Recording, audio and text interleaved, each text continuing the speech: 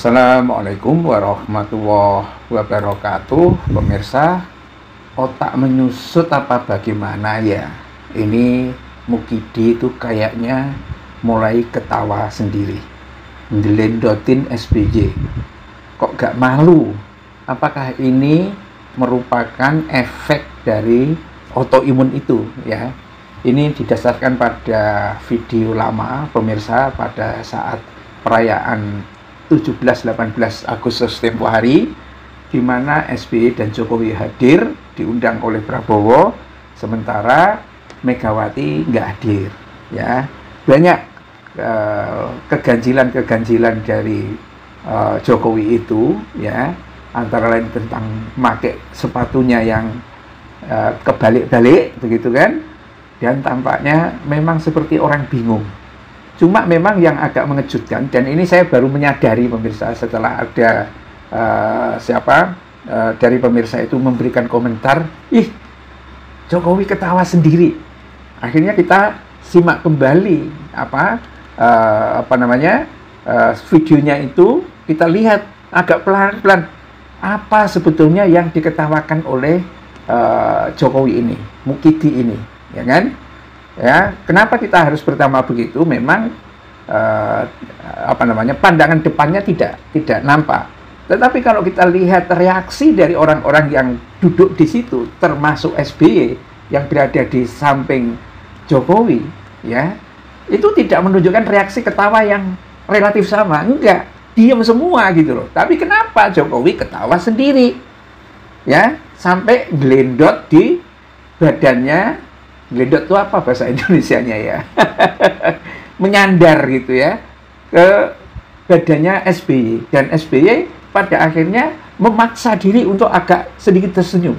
Tetapi sebetulnya tersenyumnya SBY ini kayak seperti kasihan kalau tidak ikut Jokowi yang ketawa sendiri itu.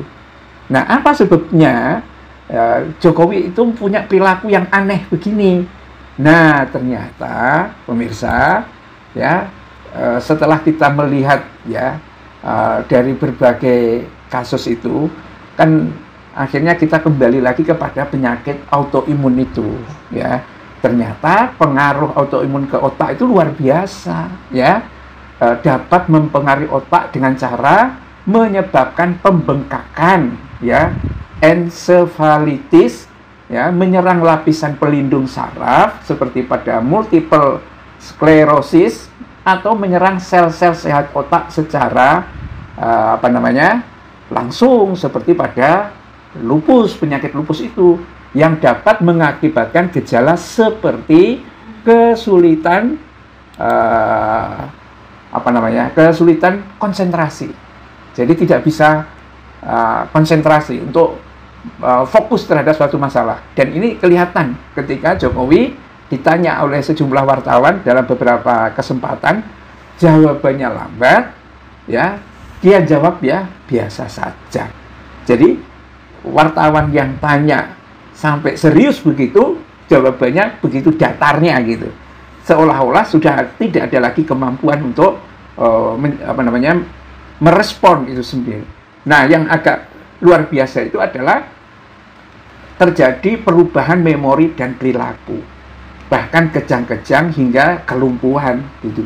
Jadi apalagi kalau dia sampai keserang otaknya secara langsung, kena lupus itu menyerang bagian organ termasuk otak, di mana sistem imun akan menyerang sel-sel otak yang sehat. Kalau sudah seperti itu, memang Jokowi hanya tinggal nama. Kalaupun belum mati, ya mungkin dia sudah tidak muncul lagi ke ruang publik.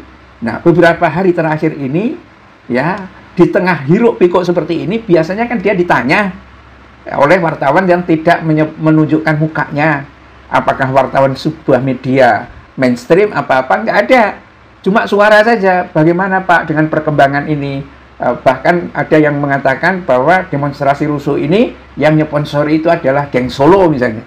Tidak ada pertanyaan itu. Bahkan Jokowi tidak keluar rumah sama sekali setelah demo beberapa hari ini. Padahal orang masih lalu lalang aja, ya, ngambil kaos, dapat amplop, biasalah itu.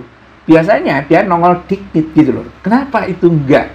Ya, Nah, ada juga ya karena pengaruh autoimun ini juga kesulitan kognitif. Jadi seperti kehilangan ingatan ya, dan perubahan dalam cara berpikir, perubahan perilaku ya, dan juga emosi ya, suasana hati yang tiba-tiba ya, itu mungkin kejadian pada saat yang dilendor di badannya SBY itu ya, dan ketika dia berubah yang tiba-tiba itu akhirnya ketawa sendiri ya, kayak mirip orang yang memang otaknya sudah miring gitu loh, nggak tahu persisnya apa, hanya memang kemudian adalah Jokowiisme itu atau geng Solo yang tampaknya sekarang panik kalau Jokowi keburu mati, terus nasib mereka seperti apa, mau ngangkat Gibran sebagai presiden ya kan, yang memang hanya sebagai presiden yang plonga-plongo aja gitu, karena ternyata juga Prabowo itu tidak memberangkatkan Gibran ke Tiongkok untuk menghadiri agenda besar SCO. Pada saat semua kepala negara penting itu hadir, Prabowo tidak bisa hadir karena demo besar-besaran di Indonesia. Mestinya kan wakil presiden tuh untuk menghormati tuan rumah dan juga negara-negara lain. Yang dikirim AHY, Menteri Transportasi, Infrastruktur. Apa hubungannya? Nggak ada. Dan inilah yang akan membuat diplomasi globalnya Indonesia itu akan dicibir oleh negara-negara lain karena nggak ada etikanya. Ini gara-gara apa? Wakil presiden tidak punya kapasitas untuk berinteraksi di luar dari Termul. Beraninya sama Gojek, sama Termul, sama PSI, itu aja. Keluar nggak berani sama sekali. Ini menjadi persoalan gitu loh. Ya, ini yang tampaknya GG Mongso yang kemungkinan dulunya itu ada target 2 tahun, pengennya dipercepat dan akhirnya dipiculah gelombang demonstrasi itu. Ya, dan itu dibuktikan oleh fakta bahwa mereka menyponsori demonstrasi tanggal 25 Agustus. Gagal. Lalu dompleng pada tanggal 29, 30, dan 31. Tapi sekarang tampaknya orang sudah mulai nyadar ketika ada the dark rider, ya, penunggang gelap itu Termul atau geng Solo kelayaban di mana-mana, akhirnya demonstrasi itu reda.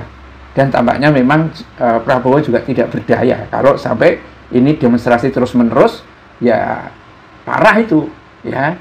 Tetapi apakah nanti jadinya itu akan menjadi Gibran atau malah geng Solo itu bubar, ya masih belum jelas semuanya.